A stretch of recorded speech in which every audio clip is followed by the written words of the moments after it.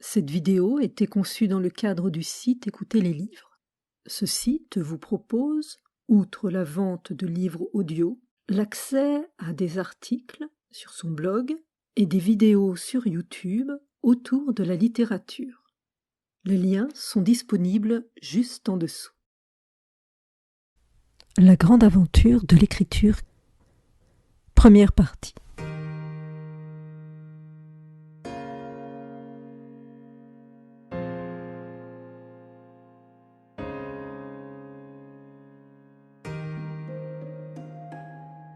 Lascaux. Des dessins sont tracés sur les parois d'une grotte, il y a plus de 150 000 ans de cela. Mais il n'y a que 6 000 ans que l'écriture est née. Cela commence en Mésopotamie, entre le Tigre et l'Euphrate, entre les pays de Sumer et d'Akkad. Uruk. Sa population est alors composée de prêtres, d'employés dans les cours royales, de marchands et de paysans. Les premières tablettes d'argile découvertes à l'emplacement du temple de la cité d'Uruk représentent des listes de têtes de bétail, de sacs de grains, mais d'autres renseignements sur l'organisation de communautés religieuses. L'outil utilisé pour tracer l'écriture est le calame, qui est un bout de roseau taillé en pointe. Les descriptions représentent des objets ou des êtres. Ces pictogrammes sont associés pour représenter des idéogrammes. Évidemment, le nombre de pictogrammes doit être important afin de représenter un grand nombre de concepts. Les chercheurs ont dénombré 1500 représentations. Cette façon d'écrire va évoluer. Le pictogramme ne représente plus alors un objet, mais doit tirer son sens du contexte. Alors, les pictogrammes primitifs disparaissent pour être remplacés par l'écriture cunéiforme. Pour représenter cette écriture cunéiforme, le calame est désormais taillé en biseau. Les signes sont tracés dans de l'argile fraîche afin de laisser une empreinte. Dans les régions fluviales du pays de Sumer, l'argile et les roseaux abondent. Les formes écrites ressemblent à des clous, d'où le nom donné d'écriture cunéiforme, soit clou, cuneus en latin. Cette écriture nécessite déjà moins de signes, mais il en reste tout de même 600.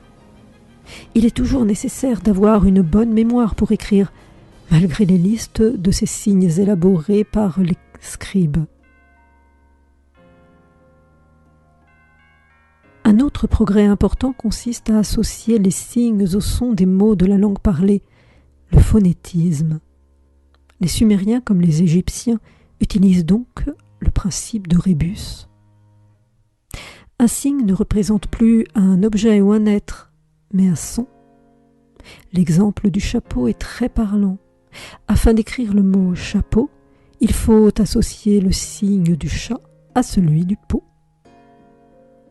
Avec la dominance des Akkadiens en Mésopotamie vers 2000 avant Jésus-Christ, l'akkadien devient la langue principale dans le pays. Elle est alors retranscrite en écriture cunéiforme. L'écriture cunéiforme se développe vers 1760 avant Jésus-Christ et devient celle du royaume de Babylone, puis du royaume d'Assyrie. C'est un moyen de garder la trace de la langue parlée. Cela grâce à la correspondance ou pour graver les hymnes religieux.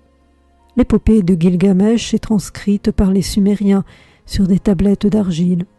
Elle retrace les aventures de Gilgamesh, roi d'Uruk. Cette écriture va se répandre et être adaptée à d'autres langues comme l'élamite, qui est la langue du peuple de l'Élam, l'hittite, la langue du peuple d'Arabie, et le vieux perse. Bien sûr, outre la Mésopotamie, l'écriture se développe dans d'autres régions du monde. Mais tout le monde ne peut pas lire et écrire le cunéiforme. Ceux qui connaissent l'écriture, les scribes, sont formés dans des écoles qui leur sont réservées. La discipline y est très sévère. Cela en vaut la peine, car détenir ce savoir donne du pouvoir. Et l'Égypte, me direz-vous? Non loin des Sumériens, les Égyptiens développent les hiéroglyphes. Selon les Égyptiens, c'est le dieu Thoth qui a créé l'écriture et en a fait don aux hommes. Hiéroglyphe signifie écriture des dieux. Les premiers documents découverts datent du 3e millénaire avant notre ère, mais l'écriture hiéroglyphique est apparue un peu avant, vers la fin du 4e millénaire avant notre ère. Elle est utilisée pendant plus de 3000 ans. Au cours de son évolution, cette écriture est passée de 700 à 5000 signes environ. Son originalité vient du fait qu'elle combine des pictogrammes, c'est-à-dire des dessins qui représentent des êtres ou des choses et des combinaisons de signes afin d'exprimer des idées, des phonogrammes, qui sont eux des dessins qui représentent des sons, à l'instar des Sumériens et du principe de rébus, et des déterminatifs, afin d'indiquer la catégorie des êtres ou des choses liées à l'ensemble. Il faut lire les hiéroglyphes de la droite vers la gauche généralement, parfois de la gauche vers la droite, et même alternativement, droite à gauche et la ligne suivante de gauche à droite. C'est l'écriture dite de boustrophédon, soit comme le bœuf qui va et vient quand le laboureur lui fait tracer des sillons. Ces signes sont gravés sur la pierre, dessinés ou peints. Nous les retrouvons sur les murs des temples, sur les parois des tombes. Elle est utilisée pour glorifier les nombreux dieux de l'Égypte ancienne, mais pas uniquement à ces fins. En effet, les Égyptiens rapportent leur histoire, retracent les événements comme les mariages royaux, les batailles, tout cela dans un ordre chronologique. L'écriture est utilisée dans le cadre judiciaire, la littérature, la géographie, les sciences de l'art divinatoire, la médecine, la cuisine, l'astronomie. Ainsi que dans les mesures du temps, le calendrier devient solaire après avoir été lunaire et dénombre 365 jours, un quart dans l'année. À l'instar de la Mésopotamie, savoir lire et écrire en Égypte est un privilège. L'enseignement est ardu, mais les scribes forment une caste puissante. Outre l'écriture, les élèves apprennent la grammaire, le droit, l'histoire, la géographie et la comptabilité. La pierre reste un support, mais les Égyptiens utilisent un matériau plus léger, le papyrus. Cette plante que l'on trouve en abondance en Égypte et qui est très utilisée dans la fabrication des cordages, sandales, voiles, nattes. C'est avec le papyrus que les feuilles sont créées. Un rouleau est composé de plusieurs feuilles et peut mesurer plusieurs mètres de longueur. La plupart du temps, le scribe est assis en tailleur et le papyrus est déposé sur son pagne. Il écrit en déroulant le rouleau et au fur et à mesure de la rédaction, la partie écrite est enroulée. Les signes sont tracés grâce à un roseau dont l'extrémité est martelée ou taillée. L'encre noire est un mélange de poudre, de suie et d'eau, avec un fixateur comme la gomme arabique. Pour les titres et débuts de chapitres, c'est de l'encre rouge qui est utilisée. Elle est fabriquée avec de la poudre de cinabre, qui est le mercure, et du minium, du plomb. Le papyrus, monopole de l'État, est onéreux. En témoignent les papyrus dont le texte initial a été gratté pour pouvoir réutiliser les feuilles. Le cuir, onéreux lui aussi, est réservé aux textes de grande valeur. Il reste l'écriture sur la pierre calcaire et la poterie, qui sont les plus abordables. L'écriture hiéroglyphique demande patience et minutie. Pour les activités quotidiennes, une écriture voit le jour à la même époque à peu près, l'écriture cursive ou hiératique. Elle représente les mêmes caractères que les hiéroglyphes, mais le tracé est plus simple.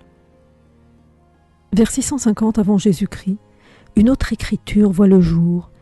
Il s'agit de l'écriture démotique, au populaire. Elle est plus claire et plus rapide. Les lettres sont liées entre elles, la lecture s'effectue de droite à gauche. Sur la fameuse pierre de Rosette, le même texte est écrit en hiéroglyphes, en démotique et en grec. La langue copte a permis de retrouver la langue de l'Égypte ancienne. Mais dans l'écriture copte, il reste encore des caractères issus de l'écriture démotique. Et voilà un mystère. Le disque de Phaïstos, découvert en Crète en 1906 par des archéologues italiens, est un disque d'argile couvert sur chaque face de hiéroglyphes enroulés en spirale. Il daterait du 2e millénaire avant Jésus-Christ. Sa provenance, son utilisation, sa fonction sont encore un mystère. Ont aussi été découverts dans l'ancienne cité de Knossos, au milieu du XIXe siècle, des fragments couverts d'inscriptions.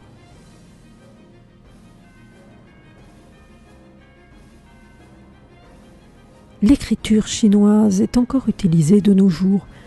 Pourtant, elle a été créée vers le 2e millénaire avant Jésus-Christ. Les caractères chinois se calligraphient traditionnellement avec un pinceau et de l'encre. Selon une légende, l'empereur Yuanshi, qui aurait vécu au XXVIe siècle avant Jésus-Christ, aurait trouvé l'écriture. Comment ? En étudiant les corps célestes et les objets naturels, principalement les empreintes d'oiseaux et d'autres animaux. En 1898-99, après la crue d'un affluent du fleuve Jaune, des fragments d'écailles de tortue et d'omoplates de cerf sur lesquels des inscriptions figuraient ont été mises à jour.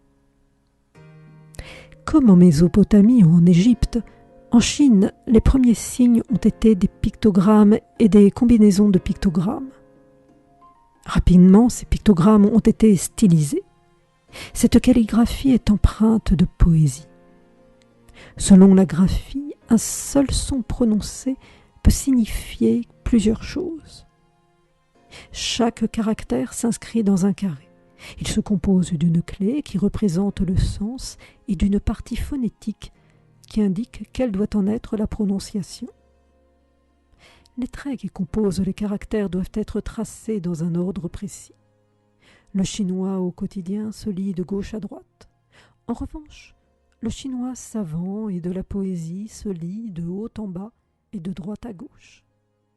Alors, me direz-vous, qu'en est-il de l'alphabet ? Nous verrons cela dans la seconde partie de notre grande aventure. Vous pouvez nous retrouver sur le site Écoutez les livres.